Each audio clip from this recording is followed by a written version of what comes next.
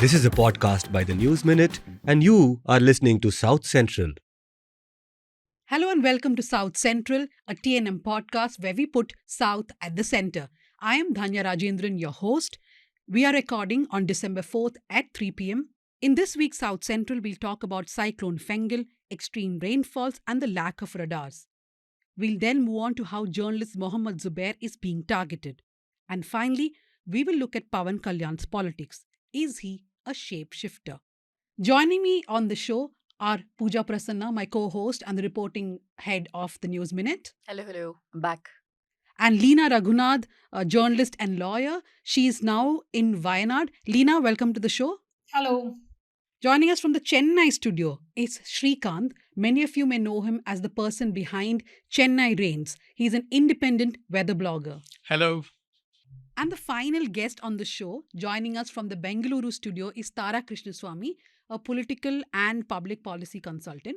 But there are multiple reasons why Tara is here with us today. First, I have been saying that we will have one TNM NL subscriber in the studio with us once a month. So Tara is that the News Minute News Laundry subscriber. If you want to be in the studio with us or out of any other location and participate in South Central, then write to southcentral@thenewsminute.com. The second reason why Tara is here is because when we were going to start the podcast, Abhinandan on NL Hafta had asked people to send recommendations of names. A lot of recommendations had come, but Tara was the one who told me South Central, like a train which is coming to the platform, and that's the name we chose. Thank you, Tara, for the name South Central. And finally, Tara is a columnist. She writes Telling Tall Tales, Matters That Matter on the News Minute. It's a fortnightly column. We just started it. In fact, Tara first wrote for us in 2016. It was a viral article. Some of our early readers will remember. It was called United States of South India. Can a Southern collective get us a better deal from Delhi? The first time that I got threats that there would be cases of sedition against us, of course, Tara was simply saying that Southern states should come together and bargain. So how do you feel being in the studio? Proud subscriber, not just a subscriber. And actually, my first article for TNM was on Andhra Pradesh, since we're talking about Andhra Pradesh politics today, was about women and Chandrababu Naidu and the data that showed that there's a lot left to be done as far as women's development is concerned. My second one was, of course, this. So very happy to be here. Thank you, Tara. So do write to us at southcentral@thenewsminute.com. And before we go into the podcast, quick announcements. The Global Investigative Journalism Network, or GIJN, has put out its list of the best investigative stories in 2024. And topping the list is Project Electoral Bond. This was a project that we did along with News Laundry, Scroll, and around 10 independent reporters. It happened when the Supreme Court asked the Election Commission of India to publish the data regarding electoral bonds. So we knew that a large portion of this data is going to hit us at the same time, and we were unsure of how we will look through this data, which is when three organizations decided to come together along with a bunch of independent journalists. We churned out, I think, around 30 to 40 very important stories which clearly exposed how Indian political parties, from the BJP to every other party, are closely linked with businesses, and there's a clear quid pro quo between these business houses and political parties. So very happy that we have got recognition from GIJN. And remember, all this is possible only because of support of our readers. So don't forget to click on the subscribe button immediately after you finish listening to the show. So we'll begin with the headlines, Pooja. Starting with Karnataka Film Chamber puts Posh Committee on hold hours after formation. The 11-member committee, which was chaired by filmmaker Kavita, aimed to address sexual harassment issues in the Kannada film industry. They've been resisting for quite some time. They've gone back and forth. Their latest excuse is that there's election coming up for a new committee on 12th of December, and after that, they will take a call on this. But our sources, and we've been speaking to many of them, they've made it clear that they have no intention of forming the committee and they want to push it as much as possible. Tara, you have sources in the industry too. Tell us what they're thinking. I think there's a bit of an ego tussle with the Commission for Women, State Commission for Women.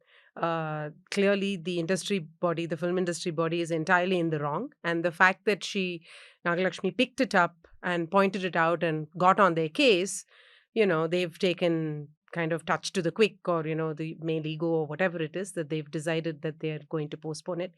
The situation is so bad that, female artists don't have toilets all the time. They don't have facilities in changing rooms, or even, shared changing rooms, even in studios, even forget about outdoor shooting settings.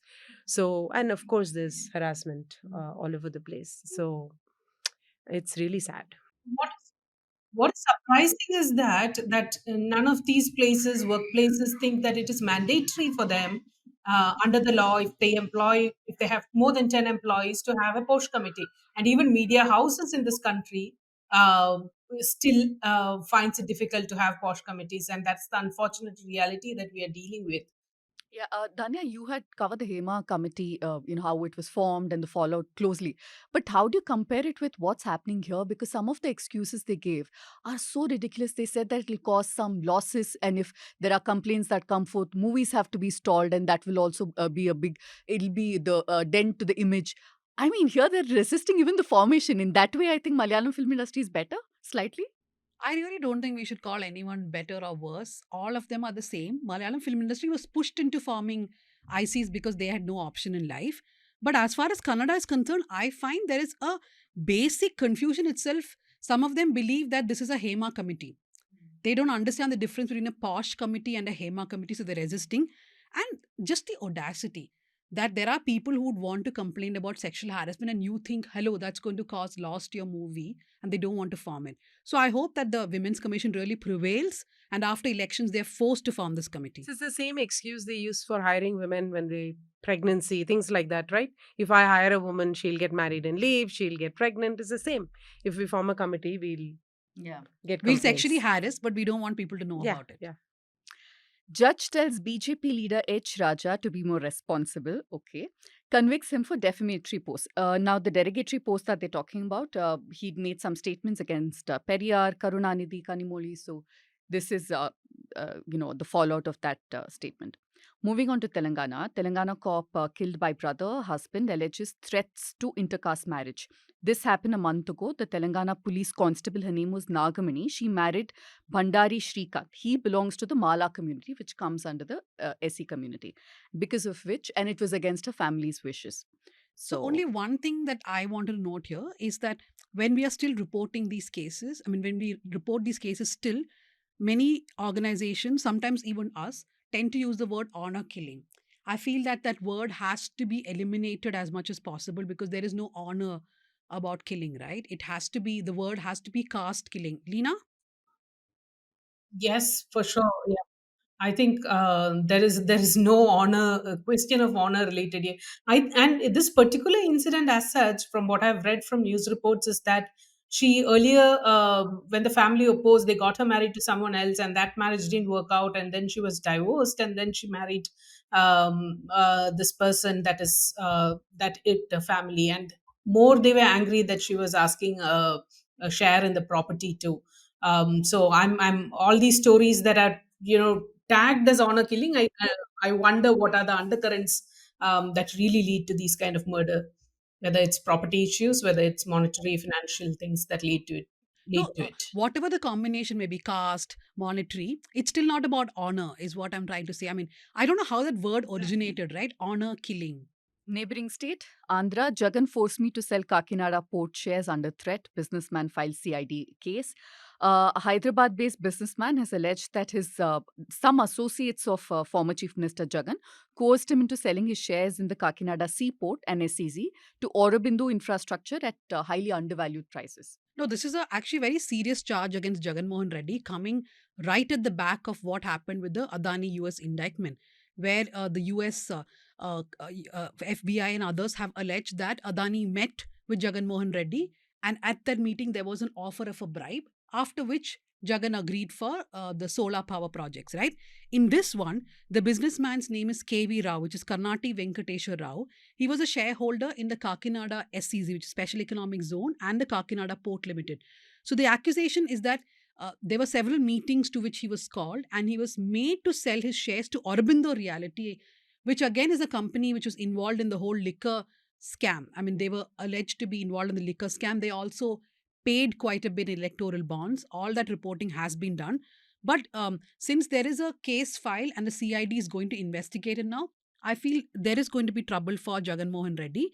And if at all this accusation is true, and there's a lot of unraveling to be done, I believe, of how business people in India are coerced, threatened, intimidated to sell away with their shares according to which political party is in power.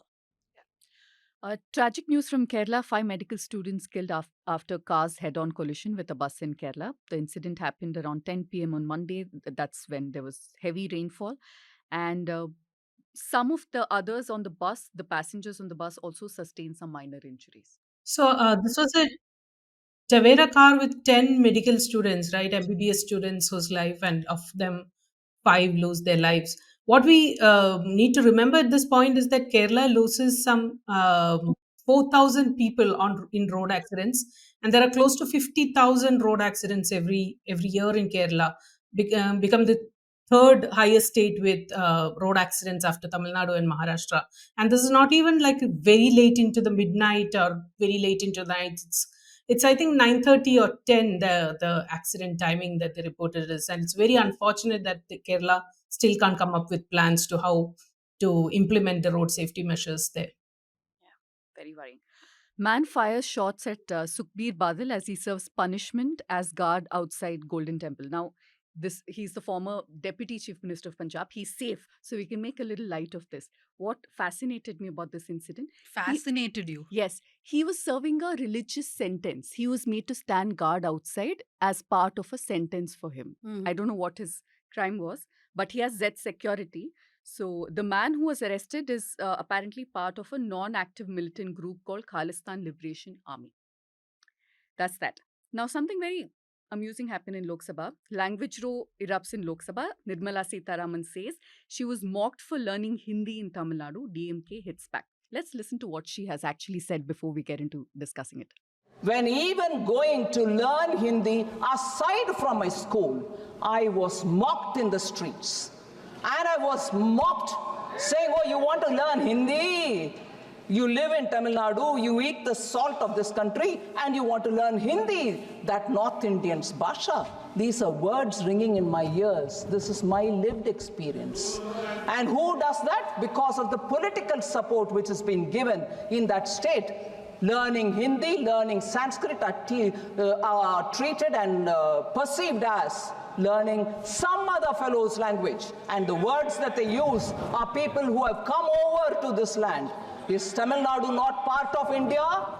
Okay, this is strange coming from her because I did all my schooling in Tamil Nadu, and you can very well pick Hindi as your second language. It was my second language from first standard all the way to 12th standard. The two language policy basically means that you don't have a choice of the third language to learn. It doesn't mean Hindi is not offered, right? So here, for example, in state board in Karnataka, you learn your medium of education, and then there's 2 other languages, second and third language you can learn. In Tamil Nadu, of course, you can do that in CBSE schools or ICC schools, and of course, IG and IB have their own. But in state board schools, because of 2 language policy, your primary medium of education and 1 other language of choice, which can, in my case, was Hindi. So I don't know what she's talking about, that you're not allowed to learn Hindi. That's just a complete misconception. Also, I don't know who heckled her, mocked her, if at all anybody did. I don't know who's forcing her to speak in Hindi. She speaks fantastic Tamil, Telugu. Her English is very good. She didn't pick up any Kannada, although she was a Rajya Sabha member from Karnataka. Madam Martare. But I don't know who's forcing her to speak in a language that she's not comfortable with, especially in parliament. Can I say something insignificant? Yes. So apparently she said, likha hai, maine likha hai, and then she said, maine luka hai, and luka hai is a bad word. Yeah. Oh, okay. It's not so bad, but kind of. But yeah, I mean, she's imposing it on herself, and then she's blaming Tamil Nadu for not speaking Hindi. Fantastic. We'll go to our first topic of the day, which is rains in Tamil Nadu, some parts of Kerala, Karnataka, and Andhra Pradesh due to Cyclone Fengal. Now, the rain pattern has been a bit different this time. Srikanth will, of course, explain it to us. Chennai, I think, got 226 millimeter of rains. Places like Puducherry, Tiruvallur, Villupuram, Tiruvannamalai, Kadalur, Dharmapuri, Kanchipuram, Krishnagiri were all badly affected. But let's start with the very basics first, Srikanth. How was the cyclone Fengal different? Because when I was reading news, I realized that the Fengal rainfall impacted not coastal areas mainly, but interior parts of Tamil Nadu. Why was that? Actually, Fenjal, the biggest difference compared to cyclones on a normal basis is that the heaviest rains happened inland, not on the coast, actually. Except for Pondicherry, which is a coastal place, the highest rainfalls have happened over the interior places: Krishnagiri, Villupuram, then Uthangarai, then Tiruvannamalai. You name any of these places, these are basically interior places of Tamil Nadu.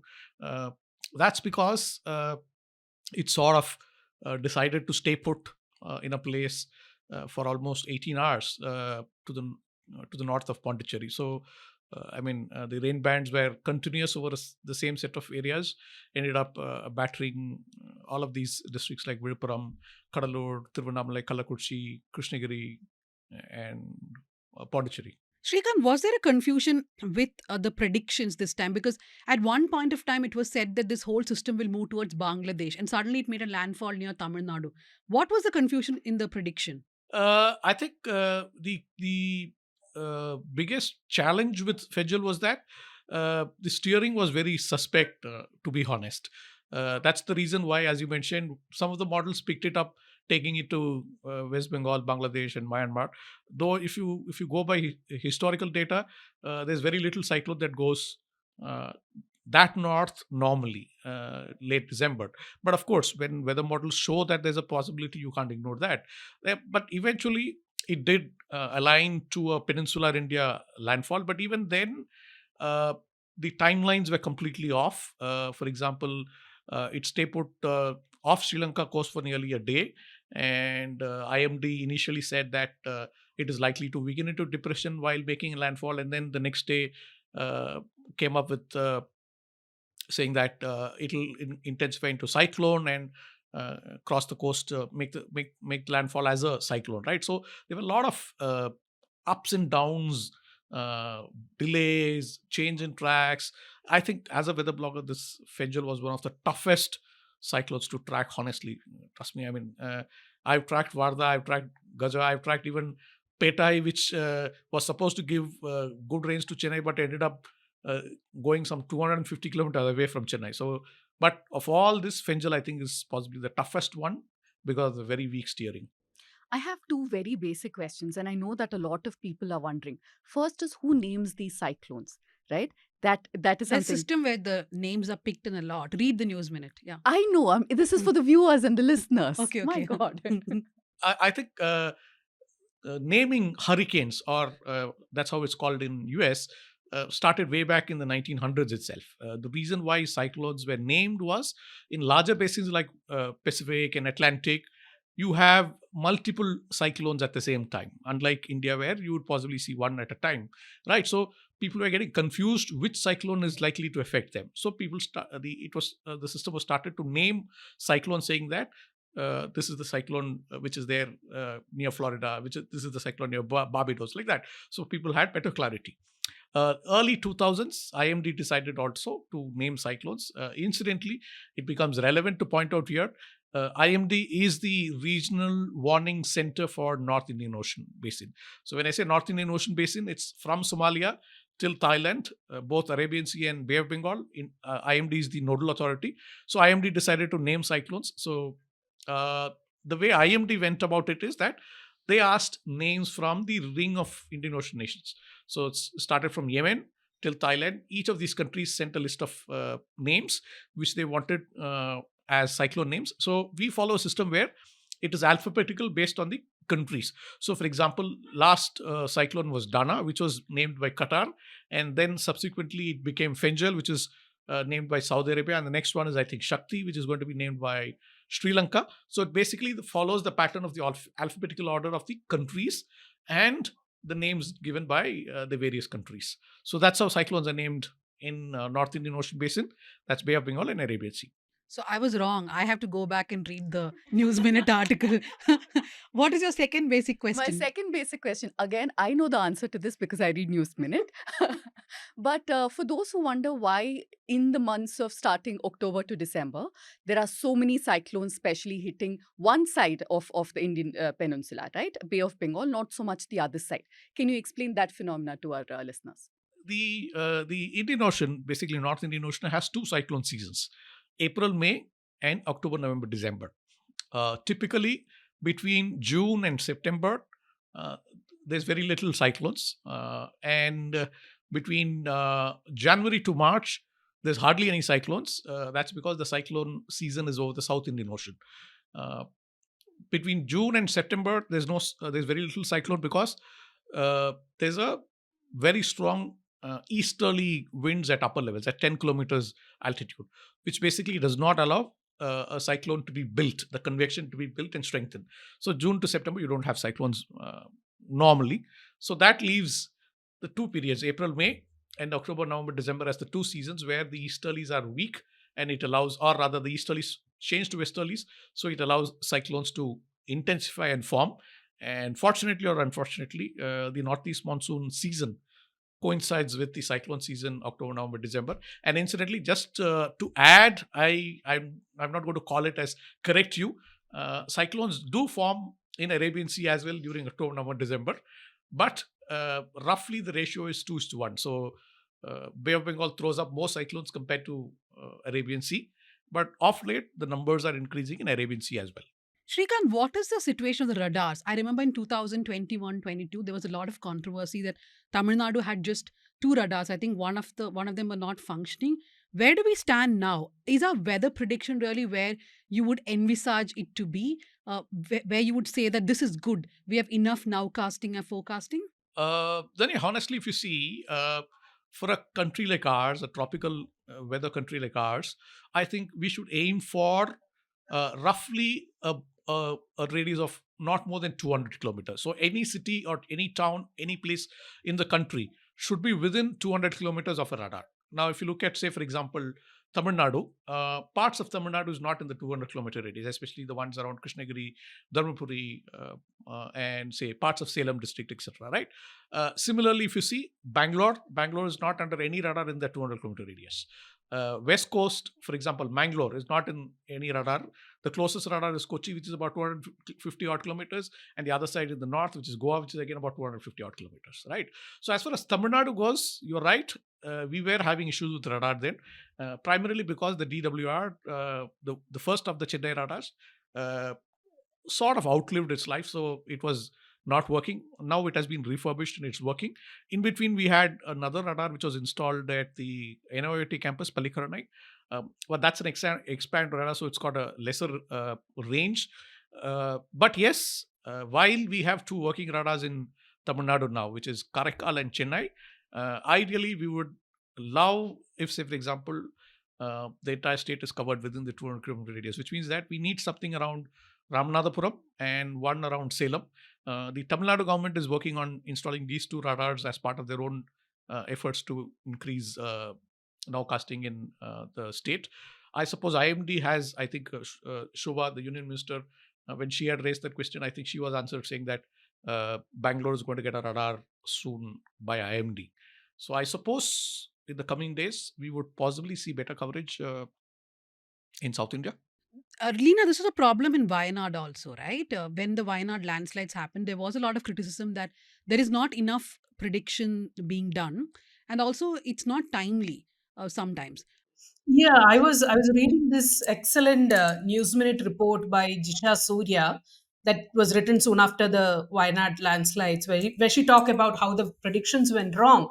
And Srikanth, correct me if I'm wrong, but most of the places what I've seen quoted is that within 100-kilometer radius, ideally we should have a Doppler radar, right? And you are saying that even if 200 we can manage. See, we've not even reached 200 yet. I mean, 100, 150 is still one step further, right? Even if you look at a radius of 200, we still have a lot of gray areas in the country. I mean, look at Bangalore. I mean, Wayanad is again a gray area. Kochi is the closest radar, right? And the other thing is, important high rainfall areas like Western Ghats, for example, Coorg, your Dakshin Kannada, then Chikmagalur, then for example Wayanad. All of these are not on the 200, 150 kilometer radius, which ideally should be, because these are high intensity rainfall zones. And preferably, if you want to action something, because there's a very intense rainfall event, one of the challenges which we face is that forecasting is one part. Now, what happens when events actually happen? That's when you start observing, right? Now, one of the biggest advantages with the weather blogging community in Chennai and Tamil Nadu is that we keep observing, whether it's through the weather station network or through radar. So whenever there's a heavy rainfall intense, an extreme rainfall event, very rarely we don't pick up those events. So we start alerting people, right? Now that's what a radar would give you. While the model would give you a forecast saying that it is expected, a radar would confirm that the event is happening, right? And then you start putting getting ready to, in terms of, I mean, of course the SOPs are already fixed. All you have to do is you have to roll out all of those whatever pre-decided action plans which you had decided, okay, if the rains are like this, etc., right? But you can start putting in, rather than realizing that some place is getting 500 mm after the rains, and then you start rolling out the action plans, isn't it? Yeah, one of the unfortunate thing in this News Minute report after the landslide that I read is that there was this community-based initiative called Hume Center of Ecology and Wildlife Biology, which had predicted that something more grave is going to happen, but then the government did not incorporate that community-based initiatives, early warnings. And even when it comes to rather than the IMD's devices, there is also the Forest Research Institute, which have automatic weather prediction places. There's the Kerala Agriculture University, and I even understood that ISRO used to have some 60 automatic weather prediction places, but none of them is functioning in Kerala anymore.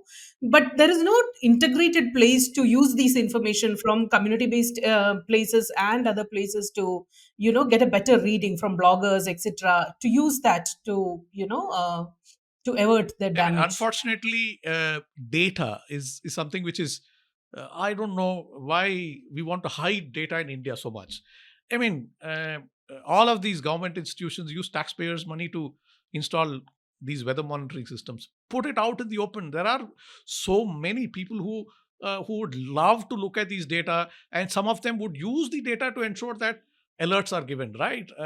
See, I mean, the biggest difference between somebody who's passionate and somebody who does a job for a living is that the passionate guy would possibly not mind if it is 11 in the night, 12 in the night, 1 a.m. in the morning. I mean, last few days I've been waking up at 2 o'clock every other day, right? Because what do I give at 4 o'clock or 5 o'clock in the morning, right? So throw the data out in the open so that people can monitor and make best use of it. But Srikanth, that's a minefield, right? Where I've realized over the years that the government has a real problem even giving out data to independent weather bloggers. There was a big controversy a few years ago in Tamil Nadu itself, where the weather bloggers were not given data. And as I understand, the NIOT data is not given to bloggers now, right? Yeah, the NIOT radar output is not available in the IMD website for the public as such. So, like say for example, we can see the radar updates of Chennai radar, Srikanth, Karaikal, etc. But the NIOT radar updates are not available in the website, or if it is available in the public domain, it is not in a manner which somebody simple like you and other panelists in the discussion today can just pick up and see. I mean. Then it defeats the purpose, isn't it? But Pooja, I mean, and Tara, like, it's really, why would the government at all levels not want to share data about rains? That's very puzzling, right? And also, so many times this blame game about your prediction was correct, mine was not, and that kind of games also follow. And it impacts real lives, right? Because it's a matter of life and death, whether you know that, the intensity is going to be more, so people can be moved out into rescue and relief camps. Isn't that something we've seen across? Timely data can save lives, isn't it? Yeah, it's a bizarre thing about it. It's like the starting position is one where the state is very suspicious of citizens, right? No matter what the issue is, right? They're very suspicious of citizens. Srikanth, one more thing I want to ask you while you were talking about how there are less radars. Why, like for example, you said Bangalore doesn't have a radar, and you said that there is a loss because of that, that certain predictions cannot be done properly. Why are we so late? Is it because it's a very costly thing to do or difficult thing to do? It's a very basic question, but why have we not installed all these radars? I think it's suppose it comes from the priority as such. I mean, possibly in the early days, West Coast, if you see, the radar density was much lesser because I think the early days the primary objective was to use radar for cyclone tracking. That's how the radars in Chennai, Machilipatnam, Vishakhapatnam, and Calcutta came on first, right? So, but what we don't realize is that today the dynamics in terms of rains are changing. I mean, with warmer oceans, we are seeing much heavier, intense spells of rains in places which you normally would not associate. I mean, would you associate a 50 centimeter event in a place like Krishnagiri, which is about 250 kilometers from the coast? Even Bangalore has seen intense rainfall spells. So my point is that I think the legacy of having radars for a certain objective, I think that should be revisited. The objective should be is that let's look at a threshold, whether it is 200, 100, 150, every point of the country should be covered. That's how it should be. I don't think I don't think the cost is an issue because we have invested on Monsoon Mission 1, we have invested on Monsoon Mission 2. So I don't think cost is an issue. And a city like Bengaluru would need every help that it gets. I mean, even small rains, we have seen how the city gets badly impacted, right? I still remember around 2011 or 10, there was this huge cloud burst. I don't even know if that was in a vocabulary back then so much, but there was this huge spurt of rain in July, I think 2010, and a large part of the city was flooded. That is perhaps one of the first times, but now we see it almost every year, right? Yeah, we've built over a lot of the water bodies. B, we've blocked the pathway because Bangalore sits on a hill, right? And the water naturally flows down the valleys. Topographically, it's beautiful, it's blessed. And we've blocked the pathways. And then, of course, comes the stormwater drains themselves, which are, more localized problems of obstructions in stormwater drains. So the combination of all of that in the city and the urbanization means the water has nowhere to go, right? So, but there are at least stopgap solutions for some of this while we figure it out. It's unfortunate that we are not really exploring those. But I don't know, even if there was a prediction for Bangalore, honestly, I don't know what can be done, like she pointed out. What would we do? You can at least get the stormwater drain. If you know a few days in advance, you can at least clean the stormwater drains. The intensity of flooding could be lower, right? Yeah. You can't, of course, move buildings around, but sad thing is, in Chennai, this is true. In Bangalore, this is true. This has to be done systematically year on year. We see them do it for, I think around June, July, they start desilting the Rajakaluways, which is your rainwater storm here in Bangalore. I've seen that in Chennai as well. And we don't know what happens, right? Because when the rain comes, of course, the intensity it was less in Chennai this year. But the work is not completed. What is stopping them? That's another question. Actually, urban cities have a larger problem, is that we've increased the paved areas drastically. So what's happening is earlier, when the paved areas were not so high, you allowed water to seep into the ground. With paved areas, that's not going to happen anymore. So, right. So, for example, a 10 centimeter event 20 years back would not trigger the runoff of today because a major portion of the water would have seeped into the ground. But today, the same 10 centimeter event would trigger more runoffs and would trigger more waterlogging and unfortunately or fortunately triggers urban floods as well. So I think cities should have a limit to how much a city should have as paved areas. We don't have that. I read somewhere that there were 6 radars that were being, and this is a report from 2022, which said that ISRO is probably re-looking at some of them. They were under maintenance and things like that. Is that accurate? And have they been, restored by now? I don't know if restored is the right term for it. Srikanth is working. Chennai is working. Karaikal is working. Trivandrum is working.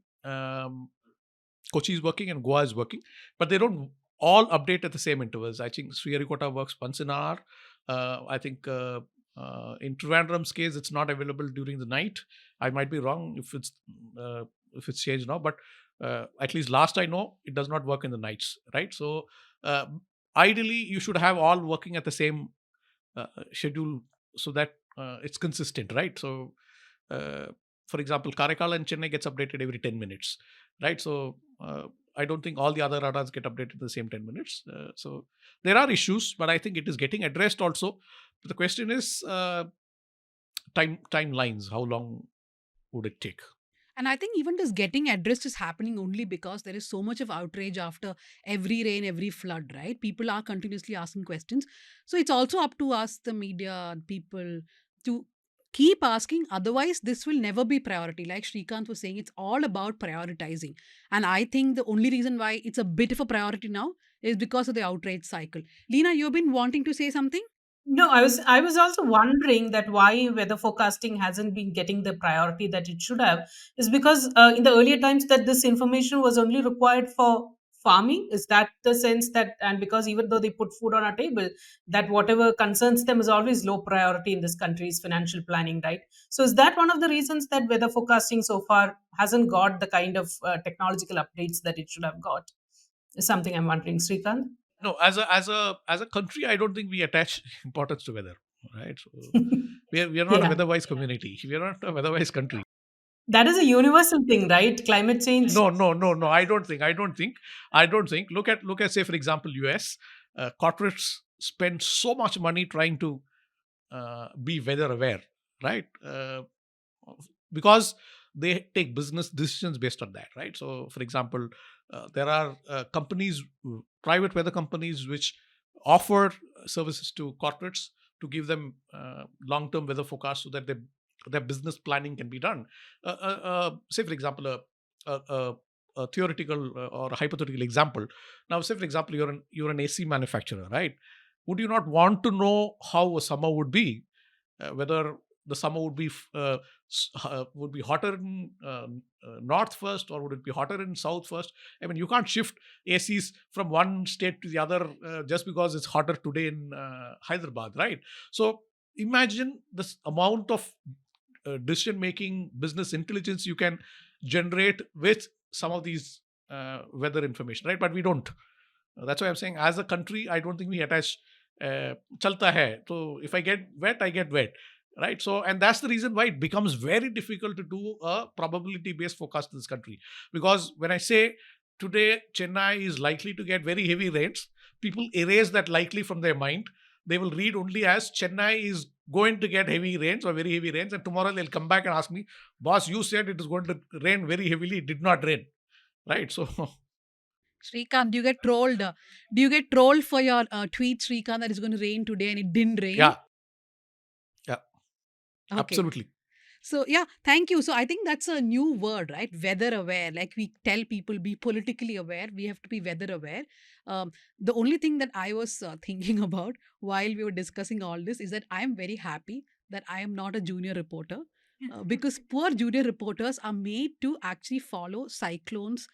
I still remember in times now, there was a cyclone called Leela, which hit Andhra Pradesh.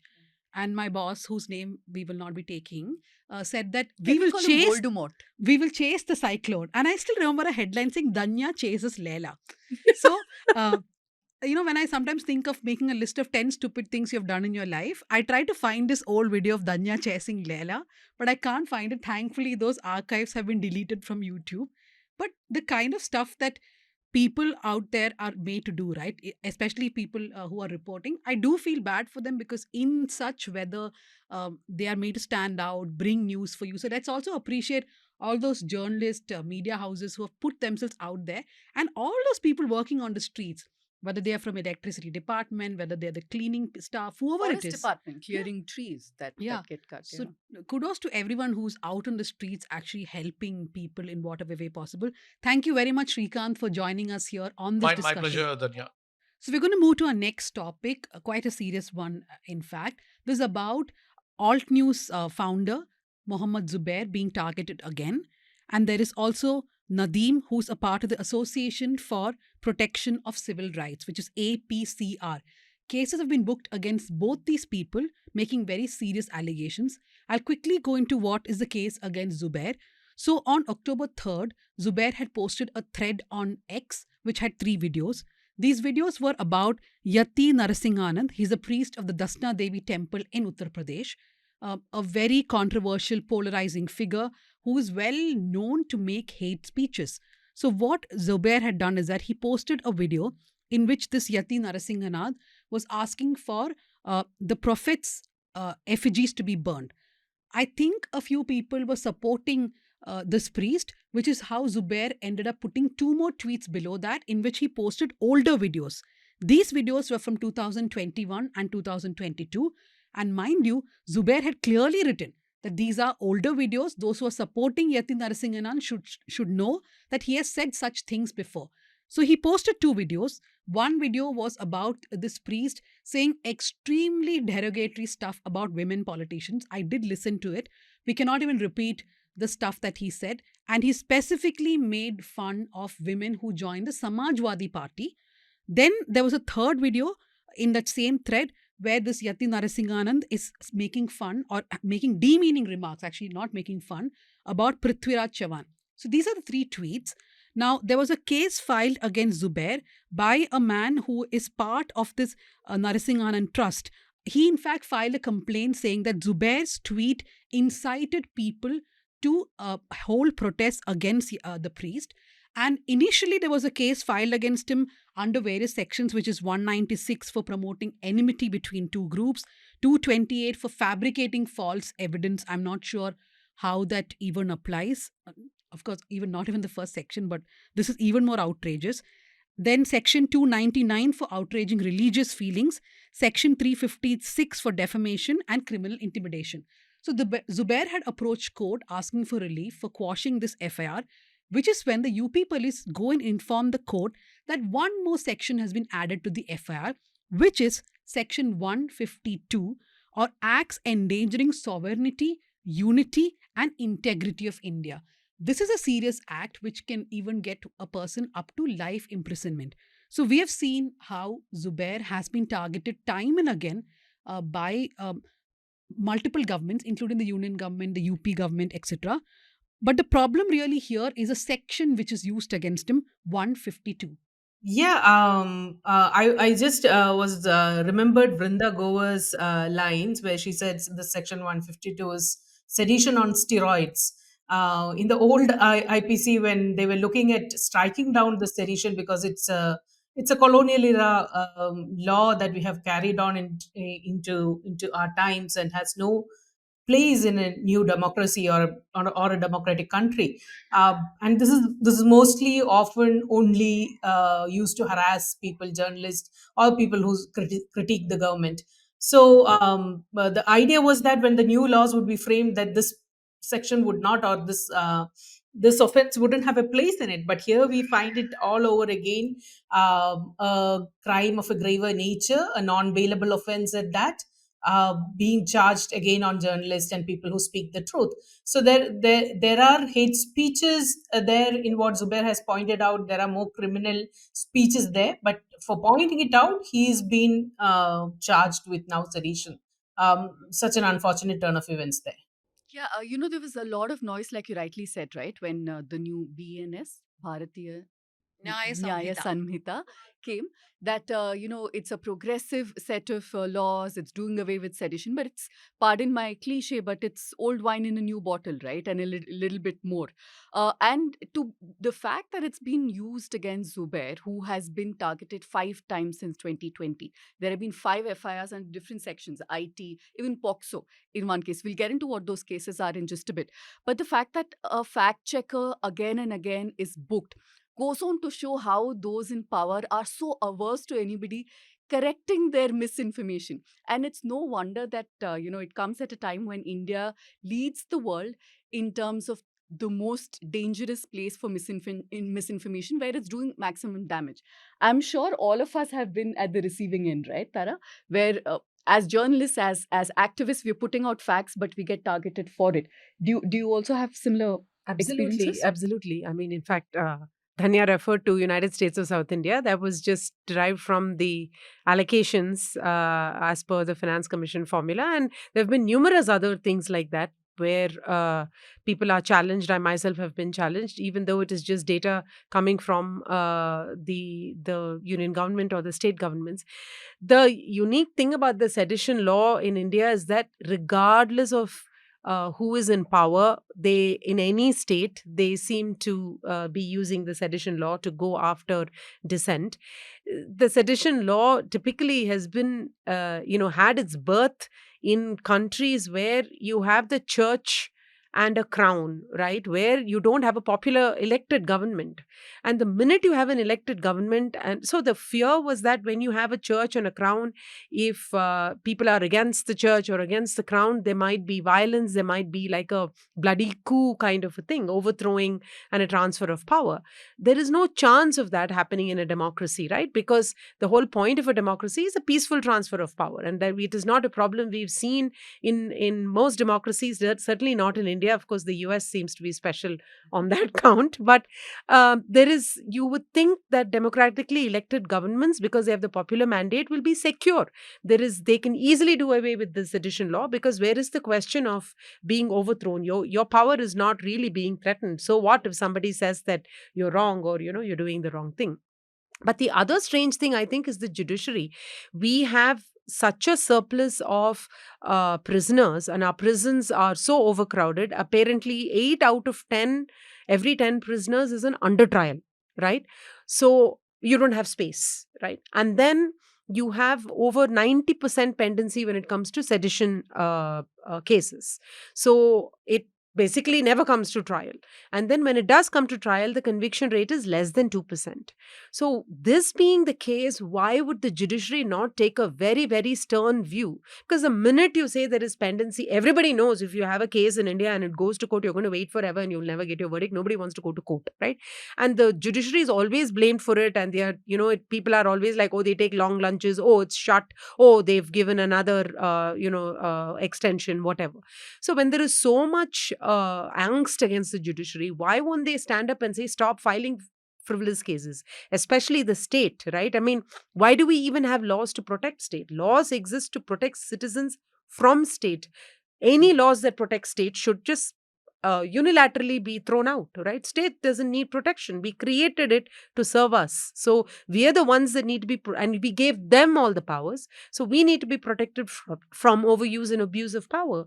So there is really no need to have any law to protect state. And to all those who are always saying that, oh, this is a new law, we have done away with the old one, look at the damage that this one inflicts, because this 152, like Leena was saying, if you read the entire thing, it is quite a problematic section where you're saying that you're either with separatists, terror. There are lots of words being used. And what is endangering sovereignty, unity, and integrity of India? Let's look at what Zubair did. He put out 3 tweets in which he published speeches of a man who is known to make hate speeches, who himself has multiple cases of hate speeches, right? I'll give a very brief introduction to this colorful character.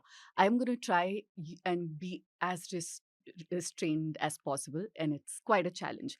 His name is Yati Narsinganan Saraswati. He's the head priest of a temple in Uttar Pradesh called Dasna. Now, I don't know if our viewers will remember, there was a Hindu Dharm Samsad in December 2021, which had become quite controversial. He is the chief lead organizer of that, and the sum total of what that conference, if you want to call it that, was to call upon Hindus to take up arms to defend themselves and to give a fitting reply to Muslims, right? Apart from that, the man has been booked several times in Uttarakhand and in Uttar Pradesh. I can't repeat most of what he said. His targets are usually Muslims or women, sometimes Muslim women, right? And he, every time he's booked, and this is a tragedy of our country, he seems to gain many more followers, even from a section of our media. So if what is that, Sudarshan TV puts out his tweet praising him, puts out his videos praising him, that's perfectly fine. But if Zubair puts it out and calls for accountability, then he gets booked again and again and again. And in Zubair's case, he's a Muslim man, he's a fact checker. So in a way, he's a double thorn for the government, right? And the cases against him, if it wasn't so sad and tragic, would be funny, because he was booked under POCSO. I think this was in 2020 or 23, I'm sorry, where he put out a video from Uttar Pradesh where children were made to recite these slogans of we will kill, die, and fight for a Hindu Rashtra. Right? Such a dangerous thing. But I think he was also booked under POXO because he tweeted a picture of a man who was, I think, a Hindutva handle, but the Yeah. picture had his granddaughter. That too. Yeah. Yeah. So that was one reason why he got booked under POXO. Yeah, I It's think. also worth mentioning that the videos of the gentleman, Mr. Narsinganand, that he's posted. Are you finding it difficult to pronounce? Yati Narasimhan. Not Yati just that, Narsinganand. what That's do we not what difficult. do we The call him, gentleman is right? the challenge. Don't miss the sarcasm, Dhanya. Yeah, the videos of the gentleman that he posted are public videos already in public domain, already posted. Yeah. So it's not, it's like the case it's ridiculous, right? Beyond ridiculous. No, I just wanted to say that viewers in South India who has never heard him speak in Hindi should know that this is the vilest hate spitting person in the religious category of Sanghi leaders who spit hate. That I've not heard someone as vile as him. Like Adityanath would come sometimes closer, but this man is just in a completely different level altogether. And he even went against and said things about BJP leaders themselves, and they don't have a problem with it. But when someone points a finger at him, the UP police, which should have taken a case against Yati Narsinganand, would take case against Zubair and put sedition. I actually want to take off from what Leena said. We have a challenge in front of us, which is that the South India, for example, knows quite well and can know quite well, if they're interested, what Zubair does. Right? Zubair's everyday, his work is easily available to all of us because it is in English, and there is enough English known that even the translations to the state languages will be reasonably accurate. You can't get away with it. But in the case of Yati Narsinganand, because there is no way for a lot of people to understand what he said, and he said the vilest of things, people can't imagine vile. See, how do you imagine vile? You can't. So How let's do you frame make it the access? context, right? Yeah. Without repeating what he's saying, if I was to summarize the theme of his speeches and statement, time and again he calls for genocide against Muslims. He even went after former President of India, Abdul Kalam. He said people like Abdul Kalam are more dangerous than jihadists. So even according to most extremists, he's a good Muslim. Even he was not spared by this hate speech monger. And it's a classic case of shoot the messenger. Every time Zubair calls out one of these guys, he gets booked. And these guys gain more followers, they gain more influence. Of course, he has been booked every now and then. But is that enough? Is a question, right? No, and let's not forget, Betwa Sharma has an article on the Article 14 website in which she has chronicled all the cases against Zubair. So there are apparently 12 cases booked against him. There are in Uttar Pradesh, one in Chhattisgarh. There are 9 in Uttar Pradesh, in fact, one in Chhattisgarh, and then in Delhi, I think. So it's also process is the punishment, right? For example, this case was booked a month ago. Zubair cannot be at home because the UP police have been coming. And last time also we saw how the searches are done. Even his neighbors are questioned. So this is definitely a punishment. And look, he clearly said these are, I was actually questioning myself as to why are we checking his tweets so diligently. Like I was telling my reporter, did he mention that this was a 2021 and 22 report, which he actually did. Now let's say he did not. Are we saying that 10 years later, we cannot point out that Yati Narasinganand had made a hate speech like this? Is there a validity on vulgar and dangerous statements? Exactly, because all this is for posterity, right? We are recording all this as part of history. And when Zubair does that, personally, people can like Zubair, dislike him, agree with some of his tweets, think that he is a political stooge of some party or the other. Perhaps he has done one or two mistakes in some of his tweets. All that is fine. But here a state's power is being used against an individual. And that is something that we have to question no matter who it is, and especially because it is Zubair. Now, to quickly go to Nadeem's case also, this is basically an exhibition which this Association of Protection for Civil Rights did in Hyderabad. So the police came to Bangalore because he was in Bangalore relative's house. The Delhi police came all the way from Delhi to Bangalore to arrest him. And that's because someone put out a video on social media about this exhibition. Nadeem is basically explaining what the exhibition is all about to someone else. You saw that video, right, Leena? Yes, before the I saw a Twitter post that showed parts of that installation that he was pointing it out, and it had a very beautiful capturing the whole installation captured incidents of hate crimes, hate speeches, along with the timelines, along with the various incidents, along with the victims, the perpetrators, the news anchors that furthered the narrative, the channels, and all of that. It was a very from what I saw, it was a very brilliant installation that showed the timeline. But then, yeah, there is one thing that I wanted to also point out to you. This is the politics of the name.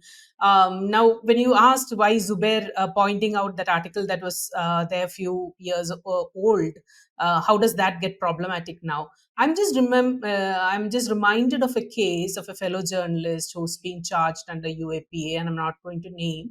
And the lawyer who was fighting that case told us on the face that, the problem is that you have a Muslim name. If you have a Hindu name in this country, you wouldn't have been charged with it.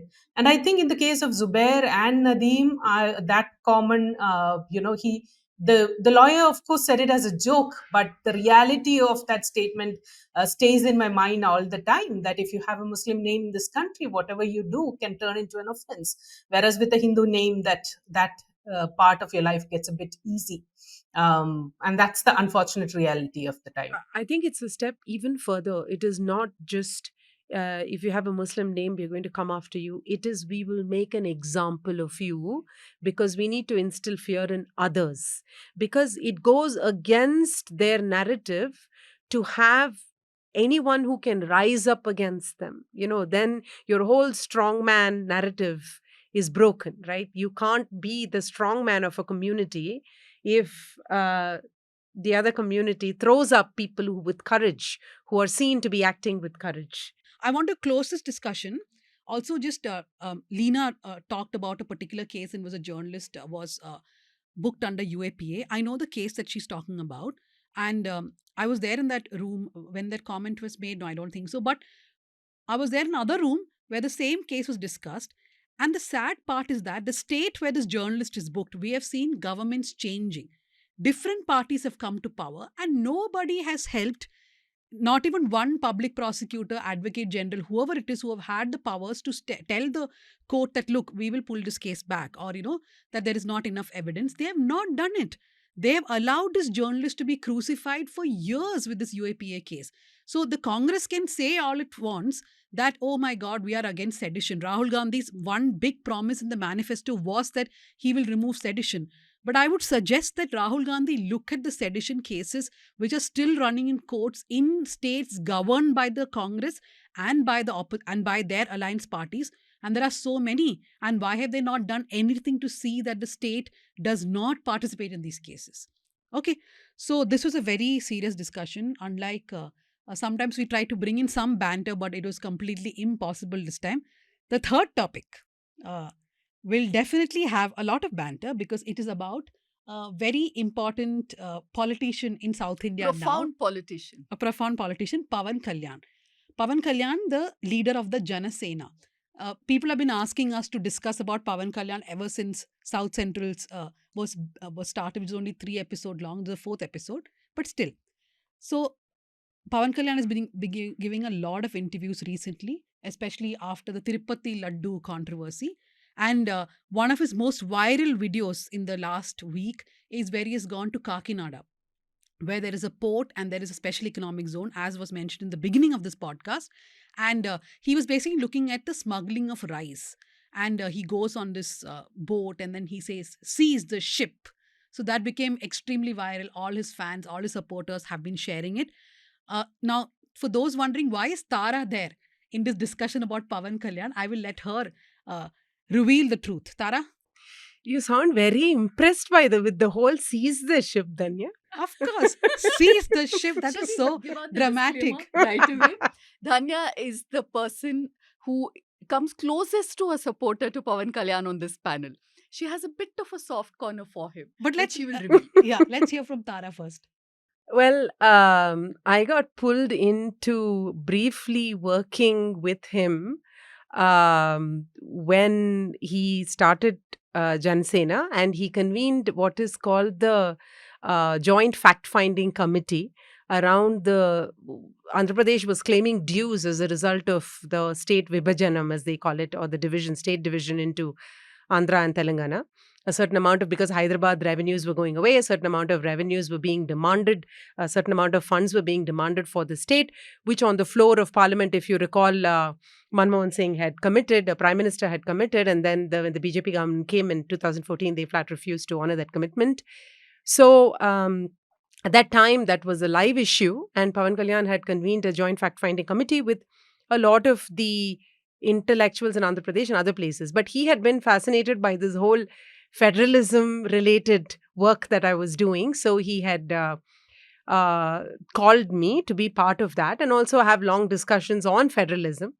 And he was also an ardent communist at that point. So, and he was fascinated by social justice, and he would talk about communism, social justice with me. He had discussed, and federalism was a really pet project of his, which I can see he has completely swung to the other end of the spectrum now, right? There has been seize the ship. There has been these, I am a laddu. Sanatani Hindu. Yes, and Hindu, and then there has been the costume changes, and there's been the laddu stuff, and then there's been the Maharashtra Jai Bhavani, Jai Shivaji stuff that has been happening. So you could almost like go around the room, and each, like, he's like these new avatars, right? He's like the biggest spokesperson of BJP right now, right? Or he's another avatar is a Sanatani. Like, Yeah. go around the room and come up with a new avatar for him. Like every month he has this. I think he doesn't realize that he's not acting in movies. He still thinks it's one project after the other. He just goes from one to a. Dhanya is, I'm sure, bursting inside to come and defend Pawan Kalyan. It's okay, Dhanya, you'll get your time. But I think he's just a political mercenary. He doesn't care for communism. He doesn't care for Hindutva. Of course, he doesn't claim to be a proponent of Hindutva. He says, I am a Hindu, I'm a proud Hindu. But in one of his recent interviews, what I was very amused with, amongst other things, is he said, my role model now is Bal Thackeray. And why? Because he never played vote bank politics. Even his son would probably laugh at this statement that Bal Thackeray did not play vote. His entire career, his entire party was built on this. So Pawan Kalyan, I think whichever state he was in, Maharashtra, for campaigning for the BJP, he just picked up some things from there and he's using that. But he clearly has national ambitions now. Dhanya, what do you think? Well, before we go into what I think, I want to pull in Leena into this discussion. Poor Leena is away from Andhra Pradesh politics. But Leena, what are your first thoughts on what you see, unraveling in front of you of Pawan Kalyan politics? I'm very interested and fascinated by this character. Like in 2014, he started his political career by launching his party. Comes from the biggest movie family, the Chiranjeevi Allu family, whatever the name they call it there. And then, now he's the deputy CM of the state. So, as you say, that he's continuously reinventing himself. Any issue you see that is sort of capturing the national headlines, he has pushed himself into that issue. He has turned it into a narrative, and he's there. He's there. And if somebody has to write a book on Indian politics, I think this is a good character now that they can work on a long form piece or a good book to understand modern Indian politics and how to navigate its ways. But that is very little that I have closely followed about Pawan Kalyan. But whatever I've seen is very fascinating. Yeah, so Leena said he's a big star for those not from Andhra Pradesh. He is a huge star in Telangana, Andhra Pradesh. He also has fans in states like Maharashtra, even Tamil Nadu, I Karnataka guess. too. Karnataka. So, which is why it helps if for the BJP to take him for campaigning to Maharashtra. But I want to first focus on federalism, right? Leena, I don't know if we can call it reinventing when someone goes from being a communist to a Sanatani. When someone goes from a federalist to a, I don't know what we can call him anymore. But there was this interview by India Today, which I was watching. And I did not notice this myself, but someone wrote in the comment section that he's no longer saying South India. He's saying, I'm from the southern part of Bharat. Do you believe, Tara, that that's also a very calculated move? I remember once upon a time, Pawan Kalyan was one of the first politicians to actually say that South Indian states have to get their dues. Even before your mainstream politicians got into it. 2016, he was one of the first people to say this. That's when he had invited for talks, and then he tweeted it, right? He even tweeted the article. See, I think there's two things that are going on, and these are clearly interconnected, right? One of it is there's definitely the temptation and natural inclination of us to fall into this actor type behavior. There's sound bites like the seize the ship and, Jai Bhavani, Jai Shivaji kind of things. And even the recent Grama Sabha initiative in Andhra Pradesh, he's like very happy that it's in the Guinness Book of World Records, and they conducted whatever 30,000 Grama Sabhas simultaneously without understanding the essence of what is a Grama Sabha. Are we now getting input from the grassroots, and how is that going to affect Amravati or anything else, any other project? The point is that there is a part of him that is looking for this cinematic first week gross collections kind of I will go into the port, Kakinada port, and, wheeled out my thing. That said, you have to, if you recall, you and I have talked about Pawan Kalyan when he first burst on the scene, and you were skeptical about his ability to be successful in politics. And me being the quintessential, political kind of beast, I'm always looking for new formations to come and new platforms to come. And because to me, it's a sign of a vibrant democracy. And but if we look back now, he has 6.5% of the vote. He, with 21 seats, is now the deputy CM. He's got several ministries in his portfolio. He is being taken very seriously by the union government and the ruling party. And he is the tallest Kapu leader in the state, right? Now, it's strange that he doesn't have 80, 70, 50% even of the Kapu vote. I think he has maybe 20% or even less of the Kapu vote, which is strange being the tallest Kapu leader. But nevertheless, the point is, if Kapus are looking for leadership, looking for a share of power, he's the biggest name that is in the horizon and having proved himself. This is the other really unique thing, right? All the shift to this uber Sanatani costume change, Laddu problems, Jai Shivaji, all have come after the elections. So you did not project that image before the elections. You got whatever vote you did. Now, after the elections, while you may not be going all out for Hindutva yet, come on, it's only been a few months not even 6 months since the election. You've already swung way past what your own electorate would have thought of you, where they pegged you, right? So this is going to be really interesting to watch how far he goes and what happens the next election. And just before the next election, is he going to in any way change or, course correct or rationalize his swing, or is it just going to be all the way towards Hindutva? I just want to point out one thing, that Narendra Modi was a big proponent of federalism at one point, and now he does not speak that word itself. So is it really surprising that Pawan Kalyan, who we can now see as a person who's a political opportunist, right? He shifts shapes. He's a shapeshifter, actually, that he has now suddenly started saying southern part of Bharat. No, I am not at all surprised by anything. I think he reads what is in trend very carefully and goes with it. Probably in 2014, Andhra still had some remnants of that, it had a very strong communist movement from back in the day. And there were some remnants. So he probably thought that is a good way to gain entry. He also tied up with the communist parties in Andhra. When he realized it's not electorally giving him the kind of benefits he wants, he tied up with the BJP, broke up with them, went back to them. So I don't think he has any ideology. But that said, I must add my 2 cents in what I think he is good at, right? He was primarily the reason, according to me, for the formation of Narendra Modi government, because he brought TDP and BJP back into one room, which was not happening. Naidu was trying for a long time to even get an audience with the Prime Minister and Amit Shah.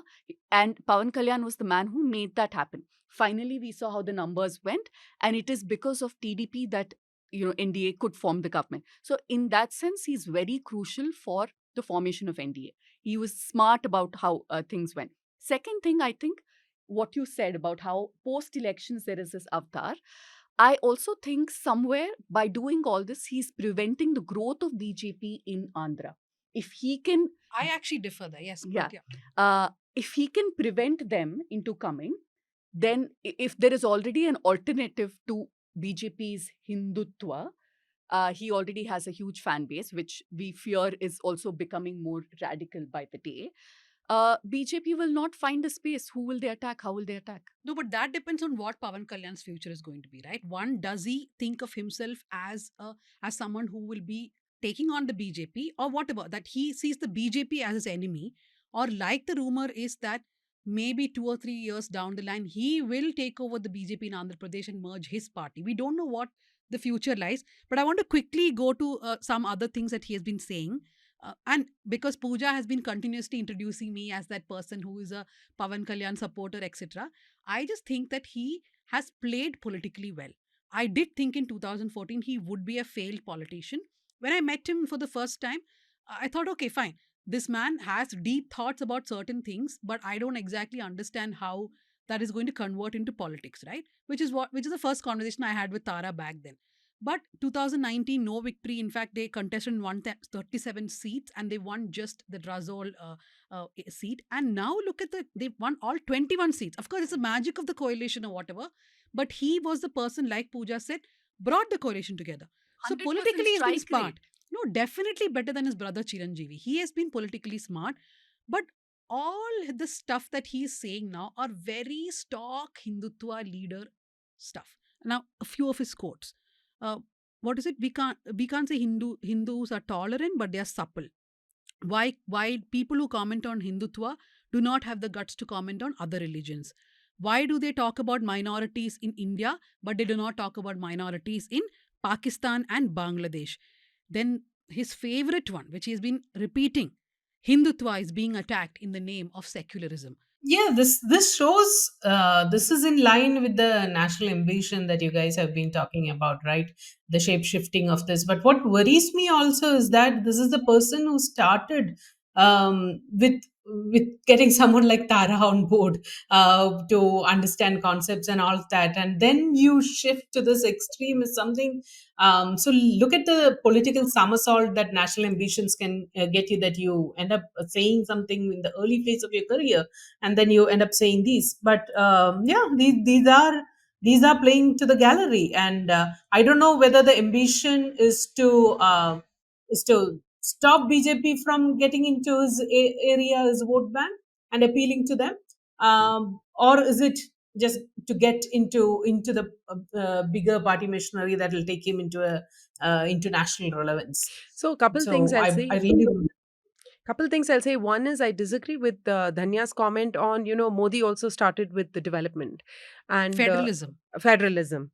Um, Modi comes from a platform which has always been committed to Hindutva. So it is not surprising. It is for the people who got carried away by his federalism, development, etc., are the ones that made the misjudgment, right? So he belongs to a Hindutva platform. This guy doesn't, right? He didn't start a Hindutva platform, and that is why his swinging here and there is arbitrary. That is one.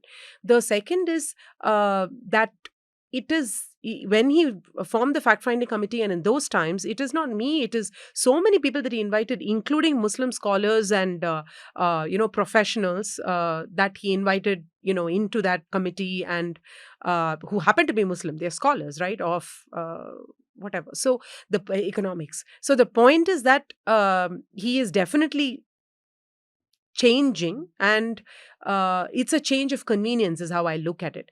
And to say that he is not really going to the extreme, he's not really saying Hindutva, he's not really calling out certain communities, I think again is red herring, because very much like Modi federalism development, people always start their first steps are kind of soft steps, and then as time goes they start saying more and more extreme things. As elections come, they start saying some things. As opportunities come, they start saying some things. So we But shouldn't Tara, conclude too these are soon. not just stray comments by his fans, right? Like, for example, Pooja had done an episode on Let Me Explain.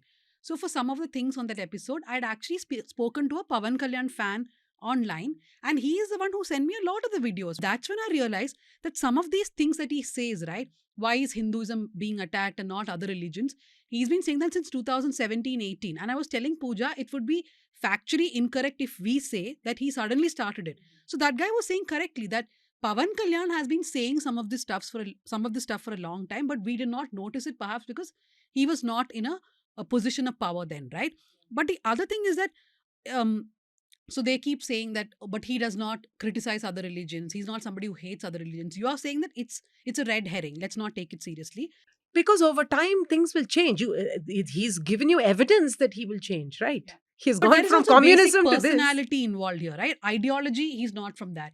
There is a basic personality involved. That is what they are continuously saying. That is, basic personality will not go against a section of people. I disagree there. See, Andhra Pradesh has never supported Hindutva electorally. I won't even say politically, because a lot of people from RSS have close ties to Andhra Pradesh. Even from what people say, that the Babri Masjid demolition, a lot of the Karsevaks were from Andhra. And So Mr. I Ram was- Madhav. Exactly. What is that? The man who made sweets, right? Who Correct. was one of the biggest funders of the Ram Janmabhoomi. I forgot, but Janvi had done a story about how he funded a lot of the Karsevaks to go to Ayodhya. Correct. Which is why I say perhaps politically and ideologically there was there were roots, but electorally Andhra has never elected BJP, neither Telangana nor Andhra now.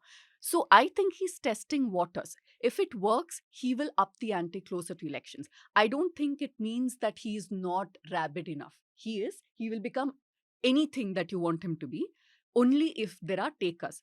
As far as the Modi comparison is concerned, let's remember Modi was the chief minister at the time. So he had to speak about federalism, cooperative federalism, states' rights to take on the then UPA government, and he was doing it. That was his job. He was the chief minister of a state. I don't fault him for that. Now that he is in the position of the prime minister and he has to disburse that money, he doesn't want to do it. What is Pawan Kalyan's excuse? He was a regional leader then, he's a regional leader now. He doesn't have presence outside of Andhra. But Andhra Pradesh, including Telangana, is unique in the sense that they have not had ideologically driven parties at all. They've only ever had the TDP, TRS, YCP, none of them, even Congress or BJP now, as players, as major players, none of them is ideologically driven. Only the BJP is ideologically driven. So there is no history of ideologically driven parties.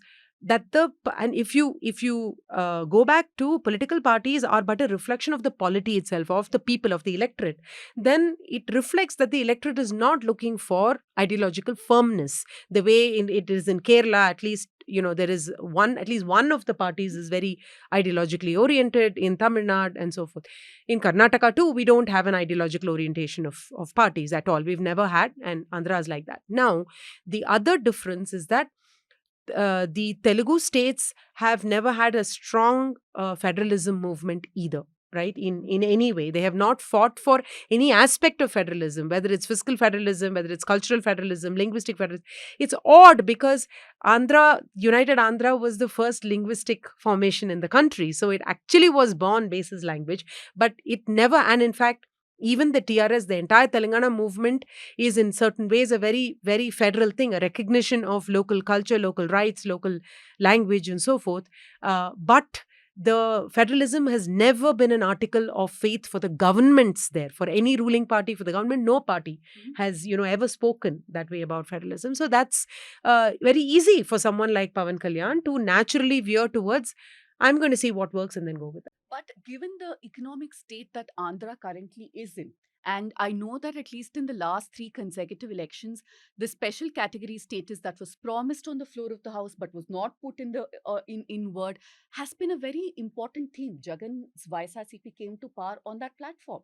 So don't you think that they're letting down the people of Andhra by not even talking about federalism? But we can't forget the fact that I sometimes feel the whole projection is because there is Jagan Mohan Reddy opposite them, who is a practicing Christian, right? So that is one reason why these people are always now speaking about Hindutva, because for them, in their mind, the enemy is Jagan Mohan Reddy. So in most of the interviews also, they're always talking about Jagan. I also remembered that sweet, it's Pulla Reddy shops. Pulla Reddy was the one who had actually funded car sevaks to go to Ayodhya. So just continuing on Jagan, is that one primary reason that you believe that they are taking this angle? No, if you look at NTR, going back to the formation of TDP, Telugu Pride, and the projection of him as Krishna and all of that, that has always been a big factor in influencing the electorate. The god slash religion, while it was not played out in a partisan or a ugly fashion or a communal fashion, it was played out in a very obvious fashion, right? With him dressing up like that, with portraying him like that to collect votes. So religion has, unlike in Kerala or Tamil Nadu, religion has never been distant from elections and from voting in Andhra. We must remember that. Okay, so what are your final words on Pawan Kalyan? First, because you said NTR used to be the gods in the movies, Pawan Kalyan's one of his most successful movies was where he acted as a Maoist, as a Naxal. And now we see the angry, what is it, Sanatani. Sanatani. What is your prediction of which way Pawan Kalyan will go? If you That's were to what make I'm saying. predictions? For him, real life and his life as a politician are very close. That being his most successful movie is why he started as a communist in politics. And then he saw which way the winds were blowing, and that his electorate is not ideologically rooted and his fan base is not ideologically rooted. So it's easy for him to swing. But I would say the man certainly has the ability to turn circumstances in his favor, because it is one of the newest parties that has been most successful for him. He is not an organization man. So the notion that he can stand up against the BJP without being absorbed into them, without being assimilated, could possibly be far-fetched, because unlike certain parties like the BJP or the DMK that have, or the communists that have cadre and that have an organization, there is just Pawan Kalyan and So there you is no agree that organization. mostly he'll be assimilated into the BJP? Well, there is his ego. He's used to being the top guy, and the fan base is entirely his. So I think it's going to be very interesting to watch. His personality won't allow him to be subservient, but his personality also wants success. He wants to be numero uno politically. He wants to be chief minister. You can tell, right? He's throwing his weight around with the home minister. What he said to Anita, right? We Anita, things like that. So it's going to be a tussle. Does he want power more, success more? Or does he want, to pander to his ego, cater to his ego? We have asked this question whether this is the flavor of the season, or this is the mood that he's capturing into. There were times when Vajpayee and Advani were in elections where we felt that Advani's Hindutva was the hard Hindutva which has no place in Indian politics, and then later Modi's Hindutva became the hard Hindutva. Then Adityanath's Hindutva became the hard Hindutva. Now everything is accepted in this country. So much so that someone like AAP and Arvind Kejriwal and Rahul Gandhi and all of them is pandering to sometimes soft and sometimes hard Hindutva. So why wouldn't, like how you pointed out, there is no ideological basis में party in the AP. But if you look at where there are strong Maoist, even CPM influences, there is also strong RSS shakhas and networks formed there to counter it. They might not win votes in those regions, but there is a very strong organizational work underground, and everyone knows that BJP machinery is not just that political machinery, but the Sangh's whole devoted the nation serving mission that they call, but actually the Hindutva propagandist mission that they go after, that gets added to what the BJP's political work does. So you have to continuously tap into that feelings that the country that has gripped this country, and that is always likely to give you more votes, that kind of politics. So I think that is what he's tapping into, and that's what everyone, whatever side of the spectrum that they come from, they are all going to play up to it at one time or the other. I think the danger in Andhra is that you don't have people that are ideologically moored. They have absolutely no preferences one way or the other. They may be mild mannered, but on principle, because the electorate doesn't have principled ideology that they are moored to, it means that it's easier to flip them any particular way. It's difficult for BJP to make inroads in Tamil Nadu because you have strong ideological moorings. Flipping someone with ideological moorings is harder than flipping, or in Kerala, right? Or than to flip someone without, which is why it's easier in Karnataka. So that's the danger here. Yeah, Dhanya, as two episodes back, our guest Rajshekhar, right, who pointed out that Stalin and his ideological narrative is what has made Tamil Nadu's politics a force to reckon with. Whereas in Kerala, why BJP is making inroads is because that that ideological rooting or conversation is getting slowly eroded, and that is where the BJP's inroads are being built. So that is one situation, political situation in South India, that we have to uh, take note of. So R.K. Radhakrishna Frontline made that comment. Do listen to episode number 2 to understand what we were saying. I want to close this saying something which Gauri Lankesh used to always say, that it really reaps benefits to pander to the right wing ideology, whether it's in the media or anywhere else. So quickly we will go to the recommendations. Everyone, it's been a long podcast, so quick recommendations. Pooja.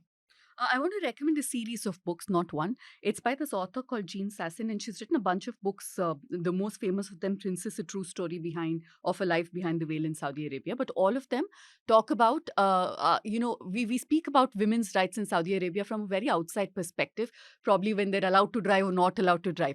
But this series is based on facts, but it talks about what do these people do. These are princesses living in highly oppressive patriarchal societies, and what do they do every day? Like, how do they socialize?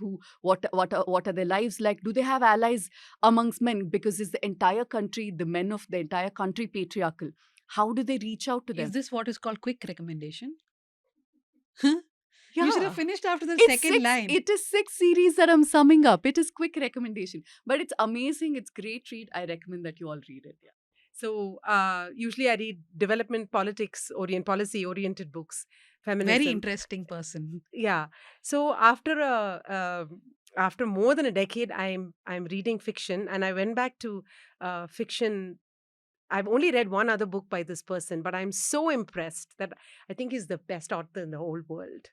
Haruki Murakami, well-known author. But I realized that as someone who herself writes, that if you don't read enough fiction, you're missing the beauty of the language and expression. So I've truly learned something.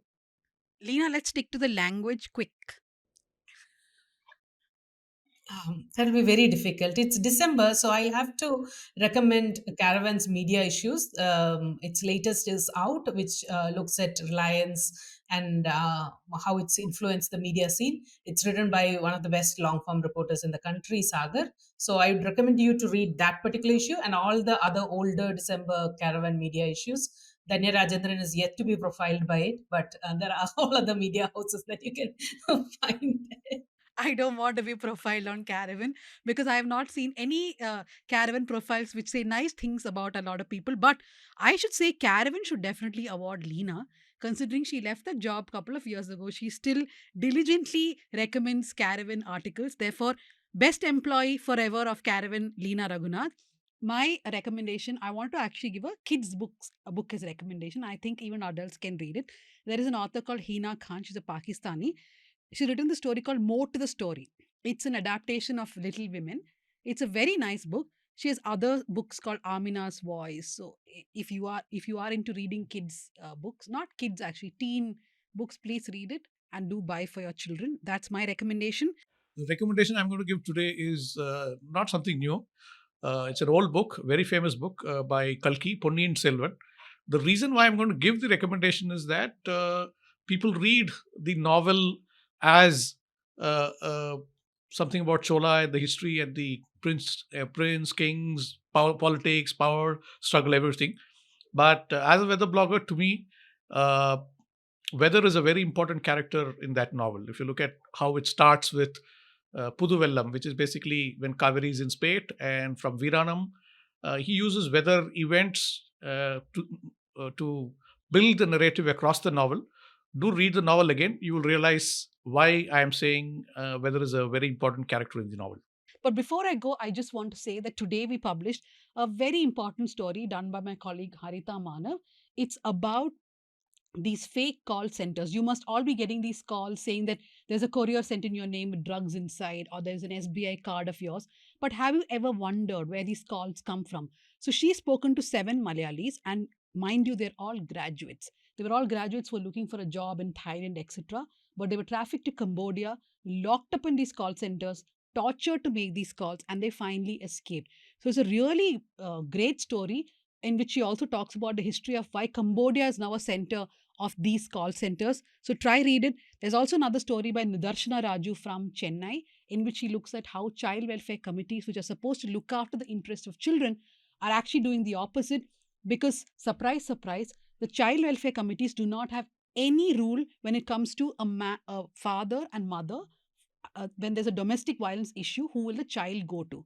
So do read these two stories, good ones by my young colleagues. Thank you very much. South Central comes every Friday at 6 p.m., but mostly the train arrives late. So by 7, 8 o'clock, the train does reach the station. Thanks to producer Bhuvan, who's trying to improve the train timings. Thanks to Megha Mukundan, Ajay, and Jasim Ali.